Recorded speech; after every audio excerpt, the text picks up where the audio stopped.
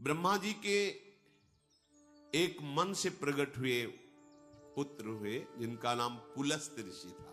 ये ब्रह्मा जी के मानस पुत्र में है। उनकी एक पत्नी का नाम था गौ। उनके एक पुत्र हुआ जिसका नाम वैश्रवण, जिनको कुबेर जी कहा गया। ये पुलस्त जी के अंश से प्रकट हुए श्री वैश्रवण जी हैं। एक बड़े तेजो संपन्न और शक्तिशाली थे। वैश्रवण जी अर्थात कुबेर जी ये पुलस्त ऋषि को छोड़ करके भगवान ब्रह्मा जी की आज्ञा में और सेवा में रहने लगे।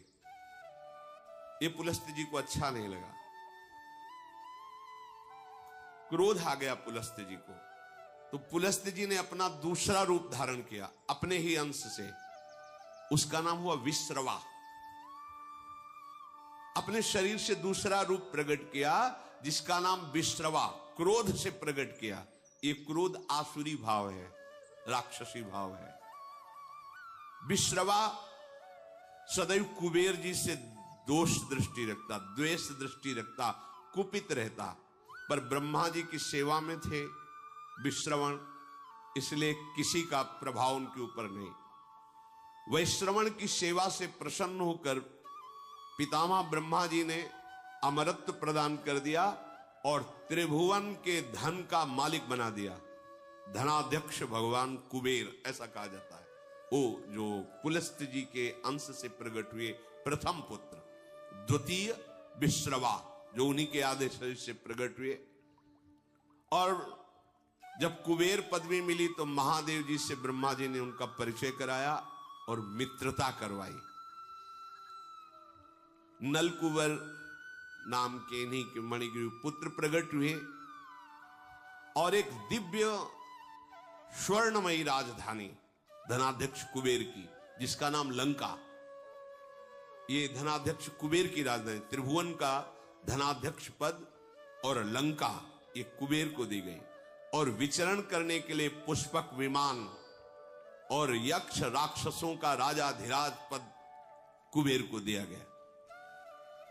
जो पुलस्त जी के क्रोध से प्रकट हुआ विश्रवा नाम का पुत्र था, वो कुबेर पर दृष्टि क्रोध भरी रखते थे। कुबेर जी ने देखा कि ये भी तो पिता ही तुल्य है। विश्रवा पुलस्त जी के आदेश शरीर से वो कभी गुस्सा नहीं करते, सदैव प्रणाम करते। और धनाध्यक्ष कुबेर तीनों लोकों के यक्ष दैत्य राक्षस यक्ष इनके स्वामी थे। तो तीन बहुत ही सुंदर युवतियां सेवा में दी।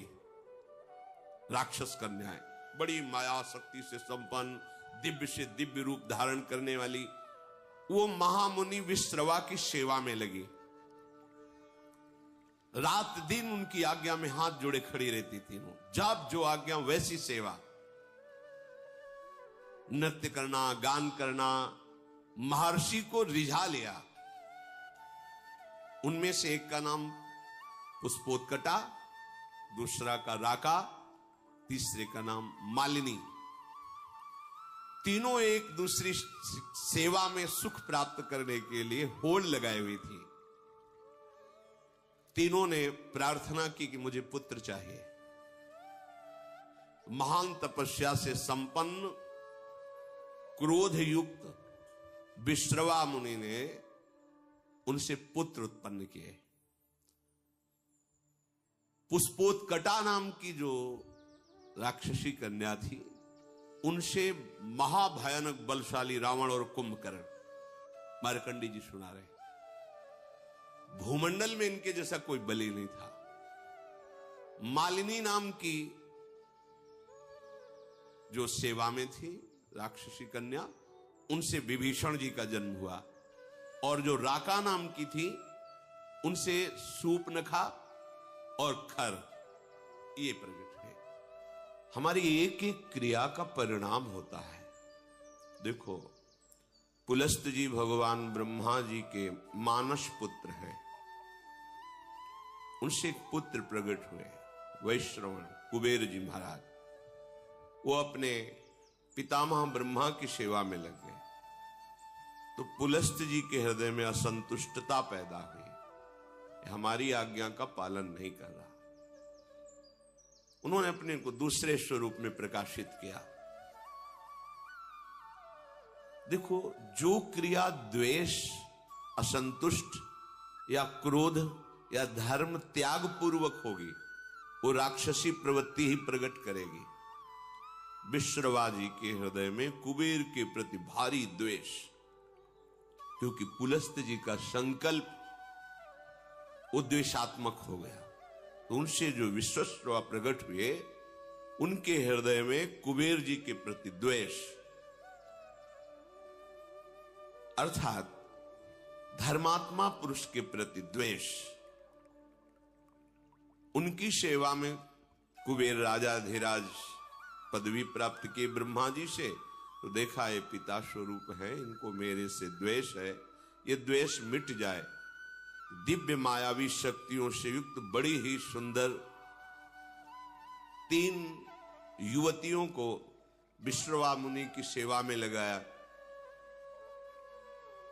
सेवा में नजदीक रहने से उनको पत्नी भाव से स्वीकार किया।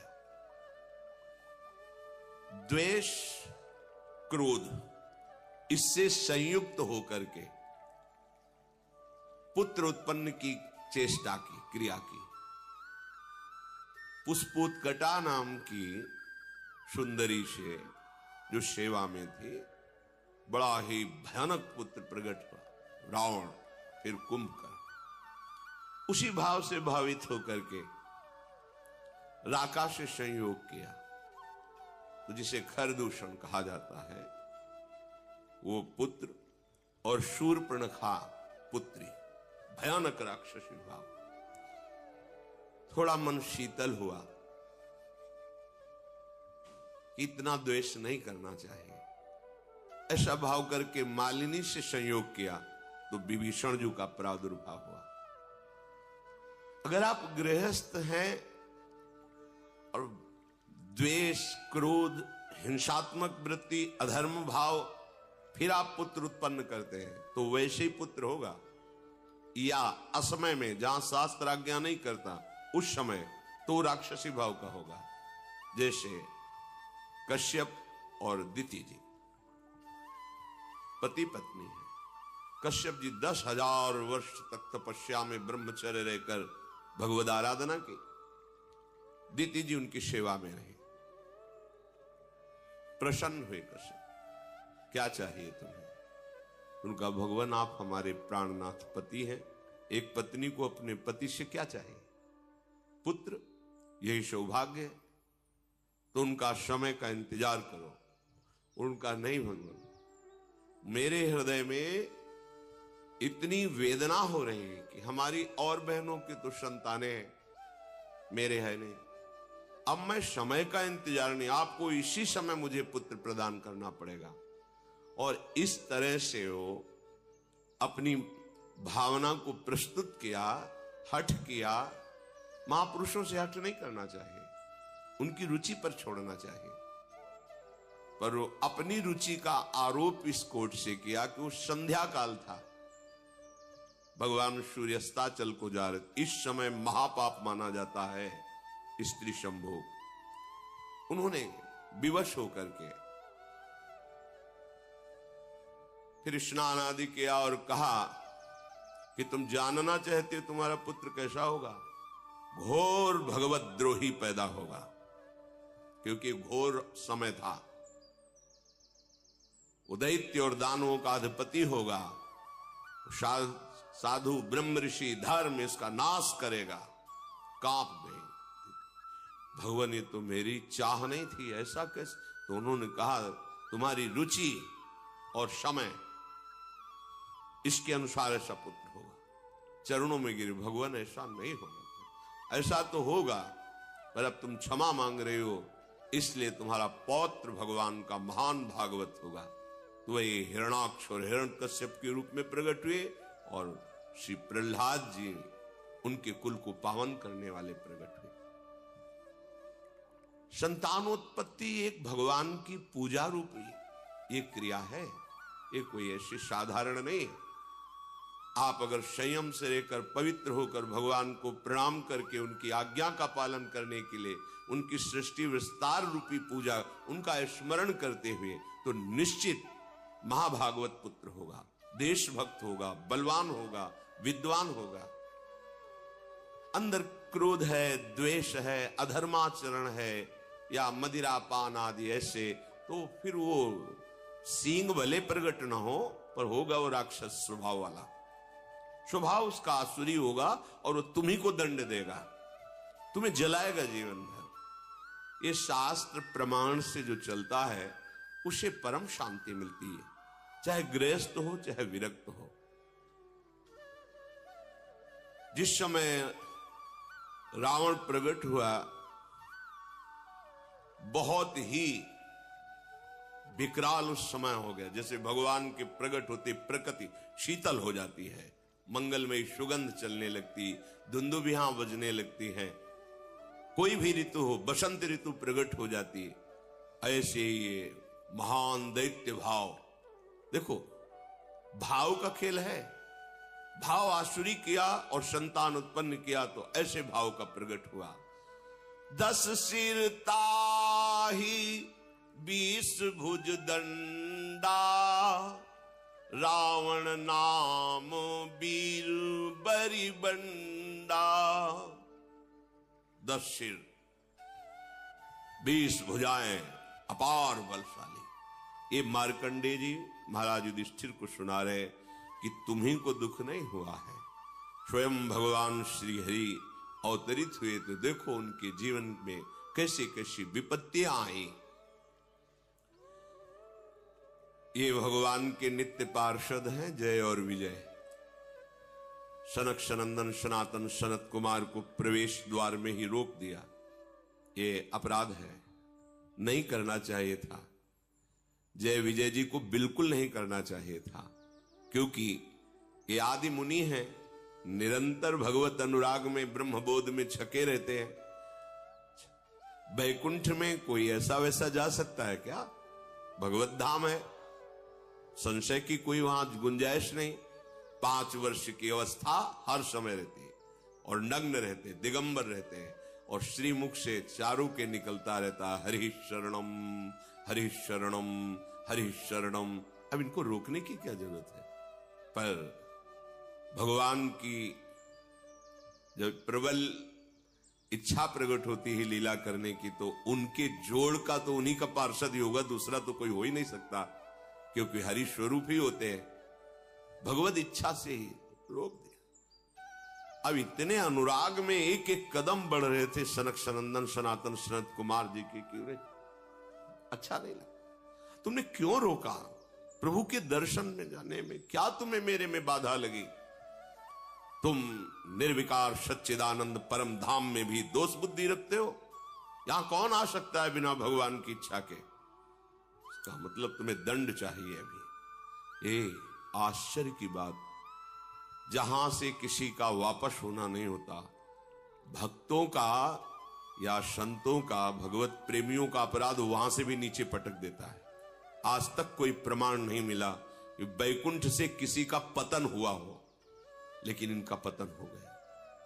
महाभागवत ब्रह्मबोध संपन्न निरंतर भगवत अनुरागी महात्मा को रोक दिया, साप दे दिया, जाओ तुम 3 जन्म तक असुर भाव को प्राप्त हो। इससे बड़ा दंड क्या हो सकता है? भगवत भाव का सिद्ध महापुरुष भगवत पार्षद बनता है, उसका जीवन होता है निरंतर भगवत चिंतन।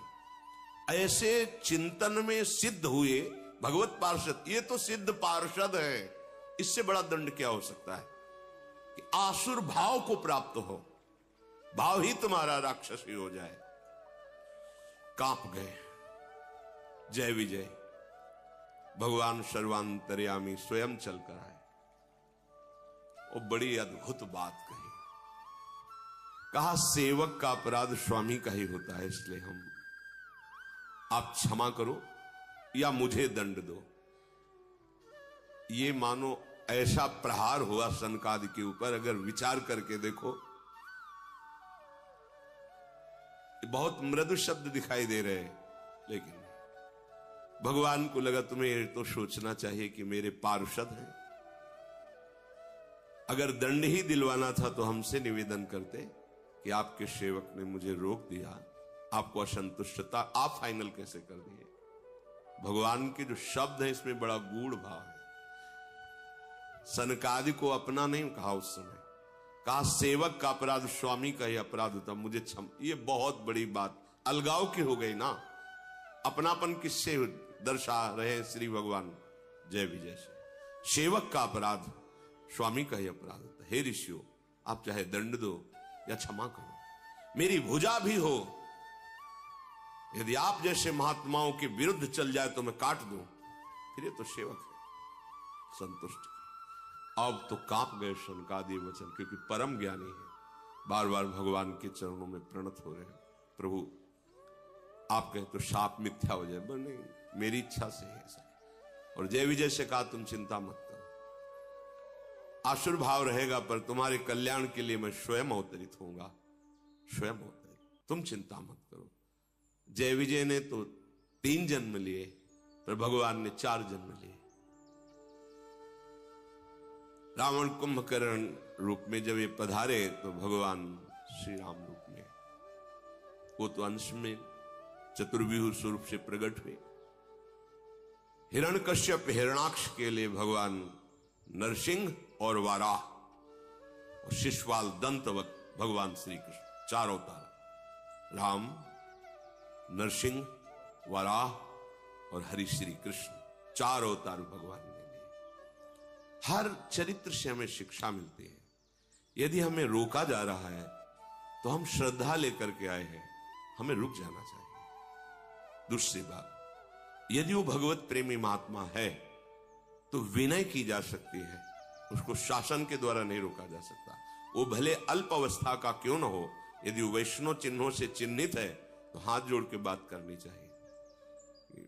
अगर आप कुछ क्षण यहां विराजमान हुए, अभी मैं आपको विनय पूर्वक, शासन नहीं, पार्षद हैं भगवान के, वो सामने महान ऋषि है, विनय की जा सकती है। हमको एक एक आचरण की शिक्षा मिलती है हर चरित्र से, हर चरित्र से। अब ये भगवान के पार्षद आसुर भाव को प्राप्त है, इनकी जोड़ का कौन हो सकता है? तो 10 सिर ताही 20 भुज दंडा, रावण नाम वीर बरी बंडा। बड़ा ही प्रचंड सामर्थ्यशाली रावण, जिसके 10 सिर, और ऐसा नहीं था कि भयानक लगता हो, 10 सिर होते हुए भी बड़ा सुंदर था। भगवत पार्षद है, सुंदर था, ऐसा नहीं कि उसके देखने में कुरूपता झलकती हो, जिसके 10 खोपड़ी हो तो अलग नहीं लगेगा, ऐसा नहीं था। और 20 भुजा, महान बलशाली, प्रचंड शूरवीर। और दूसरा, भूप अनुज हरि मर्दन नामा, भयो सुकुंभ करनु बलधामा। मानो हिमालय ही पैदा हो गया हो, पुष्पोत कटा के गर्भ से, ऐसा विशाल काय स्वरूप। और आहार, ये छोटे मोटे निशाचरों की बात अभी आप सुनी थी। वो बक नाम का निशाचर जो एक चक्रा नगरी में जब पांडव रुके हुए थे तो ब्राह्मण की बारी आई थी, तो वो बता रहा था 200 भैंसे, 1 छकड़ा भोजन, और 1 आदमी, जैसे हरी मिर्च 1 चाहिए तो 1 आदमी उस परिवार से जाएगा, रोज उसके लिए अलग अलग नगर से एक एक घर से जाता था। 200 भैंसे, 200 भैंसे कितने, 1 छकड़ा भोजन और 1 आदमी हरी मिर्ची की तरह स्वाद लेने के लिए। वो आदमी खाएगा, 200 भैंसे खाएगा, 1 छकड़ा, ये उसका रोज का आहार था। ये छोटे मोटे राक्षसों की बात है। कुंभकर्ण का आहार क्या था? अनगिनती, मतलब महीनों से व्यवस्था होती थी, अपराधी मनुष्यों को पकड़ के गौ भैंसे नाना प्रकार का आहार, ऐसे जैसे गौशाला खोली जाती ना, ऐसे उसके आहार की व्यवस्था होती। आहार कर, भयानक आहार करने वाला, मतलब विश्व को अब चाट जाए ऐसा उसका उदर, आहार करने, भयंकर बलशाली। मालिनी जी के गर्भ से प्रकट हुए महाभागवत विभीषण जी। देखो चिंतन का प्रभाव पड़ा है। अंदर चिंतन हुआ मैं द्वेष कर रहा हूं नहीं, और शांत भाव से तो श्री विभीषण जी का प्रादुर्भाव, माता पिता की वृत्ति जिस समय संतानोत्पत्ति की भावना से संयोग कर रहे हो उसी का परिणाम संतान पर पड़ेगा। ये बहुत बड़ी पूजा है, बहुत सावधानी रखनी चाहिए। इसे ये नहीं समझना चाहिए कि हम वासना की तृप्ति के लिए ऐसा कह रहे हैं, नहीं। पहले हर महापुरुष कुछ समय तक ब्रह्मचर्य रहकर साधन करके गुरुजनों को प्रणाम करके दिक्पाल दिशाओं को प्रणाम करके फिर संतान उत्पत्ति, धीर वीर गंभीर विवेकवान ऐसे पुत्र प्रकट होते। भयो विमात्र बंधु लघुताशु, मालिनी जी के गर्भ से विभीषण जी प्रकट हुए, और राका के गर्भ से खर और शूर्पणखा। शूर्पणखा ऐसी वैसी राक्षसी नहीं थी, अगर देवलोक में चली जाए तो कोई भी देवता सामने नहीं आता था, इतनी बलवान थी, कोई साधारण राक्षसी नहीं। एक पूतना को देख लीजिए, भगवान को मारने का ठेका लेकर के गई थी और देवता भी कांपते थे उससे। ऐसे ऐसे बलवान क्या था इनमें, ये प्रकट होकर पहले तप संचय करते थे, ऐसे नहीं बलवान, एक तो जन्मे ही ऐसे बल वाले, पर इन्होंने घोर तपस्या की कि ऋषि मुनि भी आश्चर्यचकित हो गए। ऐसी तपस्या ये असुरजन करके चाहते क्या थे, विश्व का विलास, बस अंतर यही है। तपस्या तो इन्होंने भी की पर वो विश्व मंगल के लिए नहीं। जब कोई संत महापुरुष तप और पुण्य भजन बल से युक्त होता है तो सर्वे भवन्तु सुखिना सर्वे संत निरामया सर्वे भद्राणि पश्यन्तु मां कश्चित् दुःखा। एक को भी दुखी न देखो, सब सुखी हो जाए, सब निरोग हो जाए, सबका मंगल हो, सब सुखी रहे, ये होता है। और जब असुर तपस्या करता है तो उसका संकल्प होता है मैं जब जिसको चाहूं उसको नष्ट कर दूं, मेरे आगे कोई खड़ा होने वाला न रहे, सबको दुख मिले, सबको अशांति मिले, सब मेरे अधीन रहे, ये आसुरी भाव होता है। अब जब वो प्रकट हुए तो उनका परिकर भी प्रकट हुआ। काम रूप खल जिनस अनेका कुटिल भयंकर विगत विवेका। विवेक रहित कुटिल स्वभाव भयंकर आचरण, ऐसे राक्षसों का प्रादुर्भाव हुआ। कृपा रहित हिंसक सब पापी बरनी न जाहि विश्व परितापी। विश्व को दुख देने वाले ये पापी ऐसे प्रकट हुए कि इनका तेज, इनका बल सारे संसार को पीड़ा पहुंचा दे। ये भगवान के विरोध में प्रकट होने वाला परिकर है, इसलिए इसका पहले गान किया गया है। देखो एक इसमें इस चरित्र से भाव मिल रहा है कि अगर जुड़े हमारा जो भी भाव है और भगवान से जुड़ जाए तो उसका मंगल हो जाता है। और निशाचर स्वभाव, पापी स्वभाव, कहीं किसी पर कोई भी दया कृपा नहीं, केवल हिंसा वृत्ति। उपजे यद्यपि पुलस्त कुल पावन अमल अनूप तदपि महीसुर श्राप बसु भय सकल अघरूप।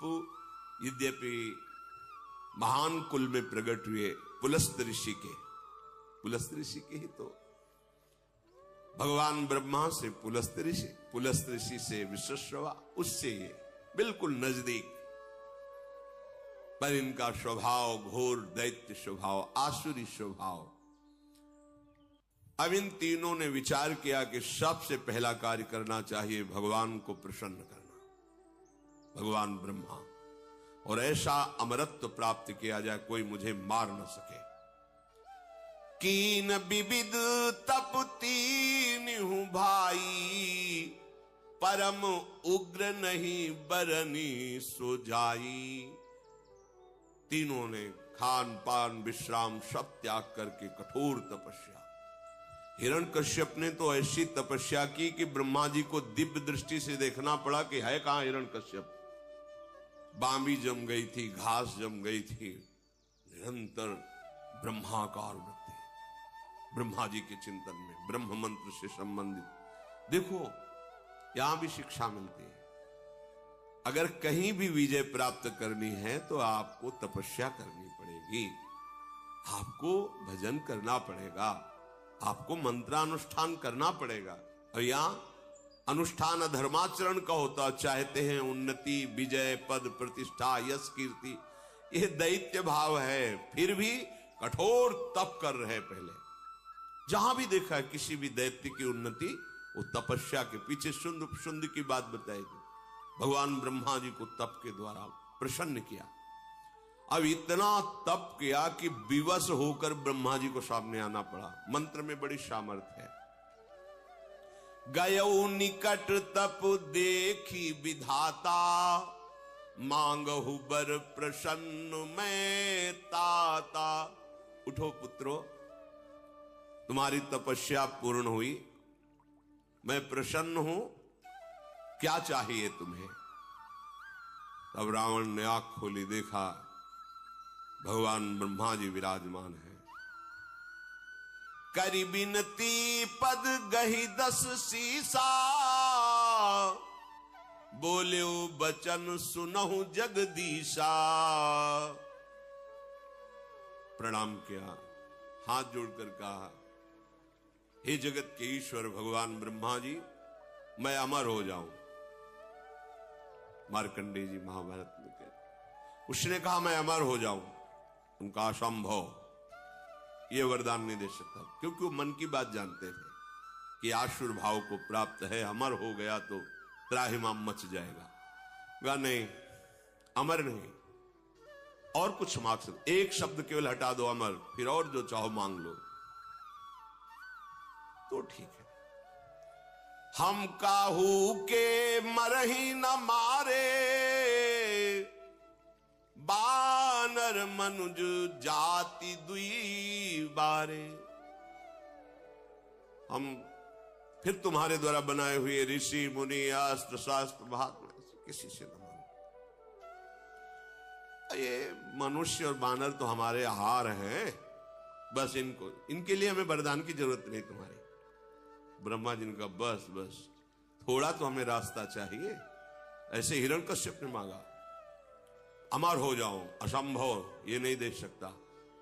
फिर तुम्हारी सृष्टि के बनाए हुए किसी भी मनुष्य से, किसी से, तो सृष्टि में बनाया हुआ कोई मनुष्य, अस्त्र शास्त्र मंत्र, कुछ भी जो ब्रह्मा का बनाया हुआ है, उससे न मरो। तो वही अमृत तो समझ गया कि हम, ब्रह्मा जी ने कहा हाँ हाँ ये तो दे देंगे, रास्ता निकलना चाहिए। भगवान ने ऐसा रूप रखा जो ब्रह्मा ने कोई बनाया ही नहीं, नरसिंह, फाड़ को फेंक दिया है। ऐसी बुद्धि, ये मनुष्य क्या है, हमारे आहार है नर बानर पशु, इनके लिए तुम्हें वरदान की आवश्यकता नहीं है देने की। हां, और आपके किसी भी बनाए हुए दैवी शक्ति, देवता आदि लोकपाल, कोई अस्त्र शस्त्र। ब्रह्मा जी ने कहा एवमस्तु तुम बड़ तप कीन्हा। उसी समय साक्षी देने के लिए भगवान शंकर भी आ गए। मैं ब्रह्मा मिलित ही बर दीन्हा। महादेव जी ब्रह्मा जी, तथास्तु, ऐसा ही हो। फिर देखा पहाड़, कुंभकर्ण। ब्रह्मा जी ने कहा बहुत होश में इसको वरदान देना पड़ेगा, अगर ये पूरे दिन आहार करेगा तो जितना हम सृष्टि रचा है सब चौपट हो जाएगा। पुनि प्रभु कुंभकर्ण पै गयऊ, तेहि बिलो की मन विषमय भयऊ। जो यही खल नित करब आहारू, होई सब उजारी संसारू। अगर ये बराबर जागता रहा तो पूरी सृष्टि को उजाड़ देगा। सरस्वती को याद किया, अब बैठो इसकी जबान पर। कहा बेटा तुम मांगो, तुम्हारी क्या इच्छा है? पहले ही सोचा था कि सीधे इंद्रासन, त्रिभुवनपति बनकर के रहूंगा, सारी सृष्टि हमारे अधीन रहेगी। बोलना चाह रहा है इंद्रासन, निद्रासन। सरस्वती जी बैठी हुई। ब्रह्मा जी ने कहा तथास्तु, 6 महीने में एक बार जगेगा और दिन भर आहार करेगा, फिर सो जाएगा 6 महीने का। सारद पेरी तासुमति फेरी, मांगे सी नींद मास सटकेरी। एक बार 6 महीने सोना, फिर जग के आहार करना, फिर 6 महीने के लिए। ब्रह्मा जी ने कहा तथा, यह है तपस्या का फल। उसे ज्यादातर ऐसे ही मांगते हैं कि खुद चक्क सोने को मिले, खाने को मिले। ये आसुरी स्वभाव है। अब दृष्टि पड़ी विभीषण जी पर। मार्कंडेय जी कह रहे एक पत्ता सूखा विभीषण जी रोज पाते थे और निरंतर भगवान नाम जप करते थे। गए विभीषण पास पुनि, कहो पुत्र बर मांगु, तेहि मांग्यो भगवंत पद, कमल अमल अनुराग। ये बात मांगी, यही मांगना चाहिए। यही मांगने से मांगना मिट जाता है। ब्रह्मा जी विभीषण के पास गए और कहा पुत्र तुम्हारी तपस्या पूर्ण हुई, वरदान मांगो। उन्होंने चरणों में प्रणाम करके कहा भगवान मुझे अमल अर्थात कामना रहित निष्काम, मल है कामना, निष्काम और अनन्य, तेहि मांगे भगवंत पद, कमल अमल अनुराग। अनुराग अनन्य भक्ति, निष्काम अनन्य प्रेमा लक्षण भक्ति जो है वो मुझे श्री हरि की दीजिए। हरि के चरणों में निष्काम भक्ति। मार्कंडेय जी ने कहा कि जब उन्होंने ये मांगा तो ब्रह्मा जी ने सबसे पहला शब्द कहा कि तुम्हारे जो 2 भाइयों को हमने ना कहा है वो अपनी तरफ से देता हूं, तुम अमर हो जाओ। ये तो तुम्हें मिले ही, लेकिन जो 2 भाइयों ने मांगा मैंने नहीं दिया, वो तुम्हें दिया। अमर आज भी विभीषण राज्य कर रहे हैं दिव्य लंका में। पीछे चूंकि उस प्रसंग पे नहीं जाना था, तो जब दिग्विजय कर रहे थे राजसूय यज्ञ के लिए पांडव, तो उस समय घटोत्कच की पीठ में बैठकर समुद्र पार किया था। और वहां गए, जब पता चला भगवान श्री कृष्ण के भक्त हैं ये पांडव, तो विभीषण जी स्वयं उनका स्वागत किया और कहा विजय की जरूरत नहीं है, हम हार स्वीकार करते हैं, आपकी विजय। प्रणाम करके कहा था नहीं, हम आपको परास्त कर ले रही, आपका आशीर्वाद लेने आए। विभीषण जी अब भी विराजमान है लंकाधिपति के रूप में। जब सृष्टि समिटेगी तो साकेत धाम जाकर सदैव भगवान के, ये है भगवान की भक्ति का प्रताप। एक बात मांग लो जिससे सारी बात अपने आप पूर्ण हो जाती, भगवान के चरणों की आसक्ति। प्रभु निरंतर आपके प्रेम में डूबा रहो, बस। इससे क्या होगा, प्रभु अधीन हो जाएंगे। फिर जब मालिक अधीन हो गया तो सारी संपत्ति उसकी तो है ही, सारी संपत्ति तो उसकी है। हम लोग अल्प बुद्धि वाले हैं, इसीलिए प्रभु को रिझाने के बाद मांगते क्या है, यही मायाकृत भोग सामग्री, मायाकृत।